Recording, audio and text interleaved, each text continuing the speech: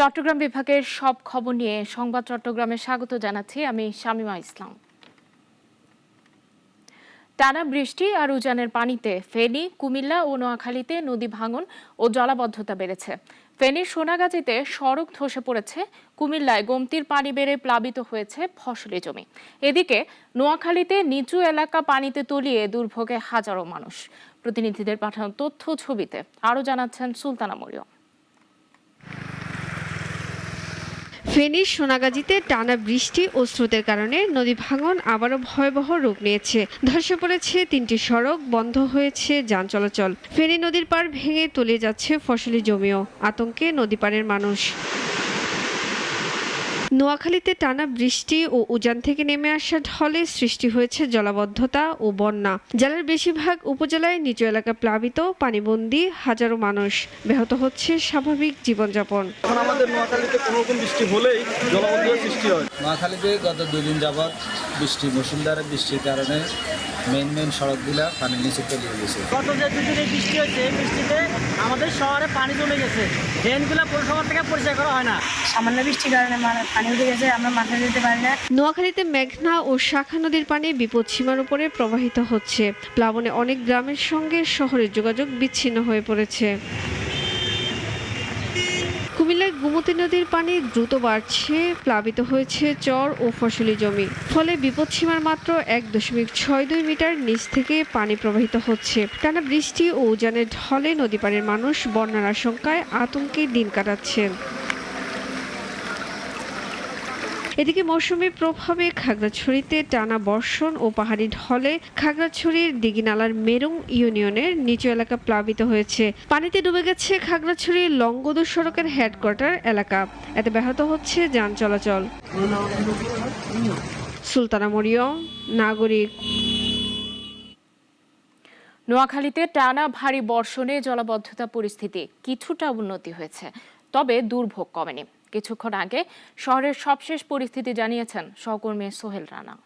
জানতে চেয়েছিলেন যে গত কয়েকদিনের টানা বর্ষণে নোয়াখালীতে যেই জলবদ্ধতার সৃষ্টি হয়েছে, জলজট তৈরি হয়েছে, এই জলবদ্ধতা এবং জলজটের কারণে এখানকার বাসিন্দারা এক ধরনের দুর্ভোগের মধ্যে রয়েছেন। তো এই যে দুর্ভোগ, এই দুর্ভোগের মধ্যেও স্বস্তির খবর হলো গতকাল রাত থেকে এখানে বৃষ্টি কমতে শুরু করেছে। তো বৃষ্টি কমলেও এখানে কিন্তু যে জলবদ্ধতা সেটা কিন্তু এখনো কমে নাই। আমি এই মুহূর্তে আছি নোয়াখালী জেলা জজকোর্ট সড়কে। এই সড়কে আপনারা দেখতে পাচ্ছেন যে প্রায় 1 ফুট পানির নিচে তলিয়ে আছে।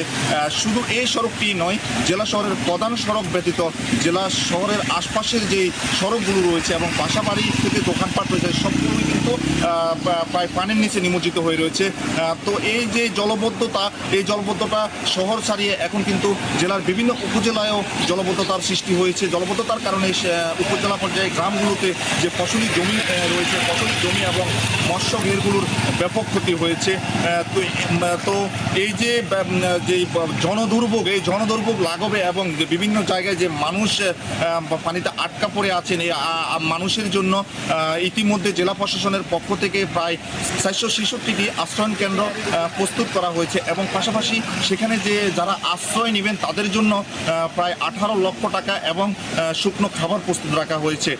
তো এই যে নোয়াখালীর যে জলবদ্ধতা, আসলে এটি কিন্তু একদিনের কিংবা এই সমসাময়িক ঘটনা নয়, এটি দীর্ঘদিনের। গেল বছরের যে বন্যা হয়েছে, এই বন্যা পরবর্তীতে এখানে যেই খালগুলো এবং ড্রেনগুলো সংস্কারের কথা ছিল সেগুলো সেভাবে সংস্কার করা হয় নাই বিধায় এই বছরও চলতি মৌসুমে যেই বর্ষণ বা ভারী বর্ষণ, এই ভারী বর্ষণের কারণে এখানে জলবদ্ধতা তৈরি হয়েছে।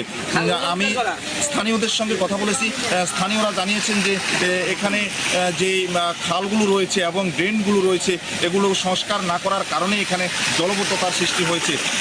ফলে এই জলবদ্ধতা, এই খাল এবং ড্রেনগুলো সংস্কার এবং যে অবৈধ স্থাপনা রয়েছে সেগুলো উচ্ছেদ করে যথাযথভাবে সংস্কার না করলে এই সমস্যা সমাধান হবে না। যার কারণে এখানকার বাসিন্দাদের দাবি হলো খালগুলো সঠিকভাবে সংস্কার করে এবং যে অবৈধ স্থাপনাগুলো আছে সেগুলো উচ্ছেদের মাধ্যমে এখানকার জলবদ্ধতার স্থায়ী সমাধান যেন করা হয়, এমনটি প্রশাসনের নিকট দাবি জানিয়েছেন বাসিন্দারা। এই ছিল নোয়াখালী থেকে আমার কাছে সর্বশেষ। বন্দরনগরী চট্টগ্রামের অরক্ষিত নালা ও খালগুলো যেন মরণ ফাঁদে পরিণত হয়েছে। বুধবার নালায় পড়ে হুমায়রা নামের আরেক শিশুর মর্মান্তিক মৃত্যু হয়েছে। গত ৮ বছরে ১৪ জনের মৃত্যু হয়েছে খাল ও নালায় পড়ে। এমন মৃত্যুতে ক্ষুব্ধ নগরবাসী। একে আজাদের রিপোর্টে বিস্তারিত। বন্দরনগরী চট্টগ্রামে প্রতি বছর বর্ষা মৌসুমে জলাবদ্ধতায় অরক্ষিত নালা ও খালগুলো মরণ ফাঁদে পরিণত হয়। সাম্প্রতিক বছরগুলোতে নালায় ও খালে পড়ে মৃত্যুর সংখ্যা বেড়েছে। আহতের সংখ্যার কোনো হিসেব নেই। বুধবার হালিশহর আনন্দীপুরে নালায় পড়ে নিহত হন ৩ বছরের শিশু মোসাম্মদ হুমায়রা। চলতি বছরের ১৮ এপ্রিল নগরীর কাপাসগোলা এলাকায় নালায় পড়ে সেহরিস নামে ৬ মাস বয়সী এক শিশু নিখোঁজ হয়। পরে চাকতাই খালের চামড়া গুদাম এলাকা থেকে শিশুটির মরদেহ উদ্ধার করা হয়। ২০২১ সালের ২৭ সেপ্টেম্বর আগ্রাবাদে অরক্ষিত নালায় পড়ে বেসরকারি বিশ্ববিদ্যালয়ের শিক্ষার্থী সেহরিন মাহমুদ সাদিয়ার মৃত্যু হয়। একই বছরের ২৫ আগস্ট মুরাদপুর মোড়ে পা পিছলে নালায় পড়ে যান সালেহ আহমেদ নামের এক সবজি ব্যবসায়ী। নালায় পানির প্রচন্ড স্রোত তাকে মুহূর্তে টেনে নিয়ে যায়। ঘটনার ৪ বছর পার হলেও সালেহ আহমেদের লাশটি খুঁজে পাওয়া যায়নি। তথ্যমতে ২০১৮ সাল থেকে ২০২৫ সাল পর্যন্ত ৭ বছরে অন্তত ১৪ জনের মৃত্যু হয়েছে খাল ও নালায় পড়ে। বর্ষায় যখন পানির স্রোত থাকে, উপচে পড়ে নালা ও খালের সঙ্গে রাস্তা একাকার হয়ে যায়, তখনই বেশি ঘটে দুর্ঘটনা। খালে ও নালায় পড়ে নাগরিকদের এমন মৃত্যুতে ক্ষুব্ধ নগরবাসী। প্রত্যেকদিন মানুষ মারাত্মকভাবে আহত হতেছে বন্যার পানির বিভিন্ন কারণে। তদারকি নাই, আর এখানে আপনার দায়িত্বশীল বলতে কারো কোনো নাই, দায়িত্ব নাই। এই জায়গায় পানি উঠে যাইতেছে, ওইগুলোর কারণেই মনে করেন কি এত দুর্ঘটনা হইতেছে। অনেক বাচ্চারা পড়ে যাচ্ছে এবং অনেক বৃদ্ধ মানুষও পড়ে যাচ্ছে। পানি ঠিকমতো নিষ্কাশন হচ্ছে না। হ্যাঁ, নালা পেছালাপ নাই, তারপরে অপরিষ্কার, তারপরে এগুলো জন্য দুর্ঘটনা করতেছে। নিরাপদ নগর গড়ে তুলতে সংশ্লিষ্ট প্রতিষ্ঠানের সমন্বয়, পাশাপাশি নগরবাসীর সচেতনতার উপরও জোর দেন বিশিষ্টজনেরা। স্থানীয় যারা জনগণ, তাদেরও সচেতন নাগরিকদেরও দায়িত্ব আছে। কোথায় বিপজ্জনক ম্যানহোল আছে, খাদ আছে, নালা নর্দমা আছে, কনস্ট্রাকশন কাজ চলছে, সেখানে জনগণকে ঐক্যবদ্ধভাবে প্রশাসনের দৃষ্টি আকর্ষণ করতে হবে। নালায় পড়ে শিশু হুমায়রার মৃত্যুতে তদন্ত কমিটি গঠন করেছে চট্টগ্রাম সিটি কর্পোরেশন। একে আজাদ, নাগরিক, চট্টগ্রাম। চট্টগ্রাম বন্দরের নিউমুরিং কন্টেইনার টার্মিনালের কার্যক্রম সরেজমিনে পরিদর্শন করেছেন বাংলাদেশ নৌবাহিনী প্রধান অ্যাডমিরাল এম নাজমুল হাসান। বুধবার পরিদর্শনকালে তিনি NCT-2 জেটির কন্টেইনার হ্যান্ডলিং, এক্সামিনেশন ও অপারেশন সিস্টেম পর্যবেক্ষণ করেন। এ সময় ড্রাই ডক লিমিটেড সহ সংশ্লিষ্টদের দিক নির্দেশনাও দেন নৌপ্রধান। চট্টগ্রাম বন্দর চেয়ারম্যান সহ সামরিক ও বেসামরিক ঊর্ধ্বতন কর্মকর্তারা এ সময় উপস্থিত ছিলেন।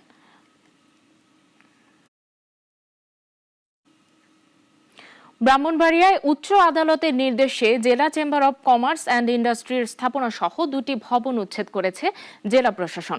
অভিযানে হিন্দু সম্প্রদায়ের বেদখল হয়ে থাকা 25 শতক জায়গা উদ্ধার করা হয়। বুধবার দুপুর থেকে সন্ধ্যা পর্যন্ত শহরের মসজিদ রোড এলাকায় জেলা প্রশাসনের সহকারী কমিশনার ও নির্বাহী ম্যাজিস্ট্রেট নুসরাত জাবিন এই অভিযান পরিচালনা করেন। তবে ব্যবসায়ীরা অভিযোগ করেন তাদের কোনো আগাম নোটিশ দেওয়া হয়নি। হঠাৎ এই উচ্ছেদ অভিযানে তারা বিপাকে পড়েছেন।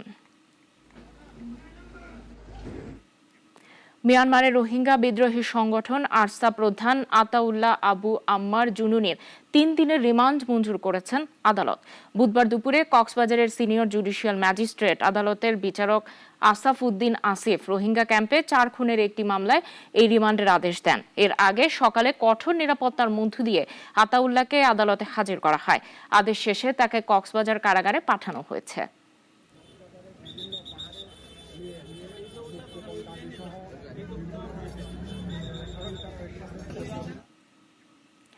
কক্সবাজারের চকরিয়ায় পুলিশের উপর হামলা চালিয়ে ছিনিয়ে নেওয়া আসামি সাজ্জাদ হোসেনকে গ্রেফতার করেছে জেলা গোয়েন্দা পুলিশ।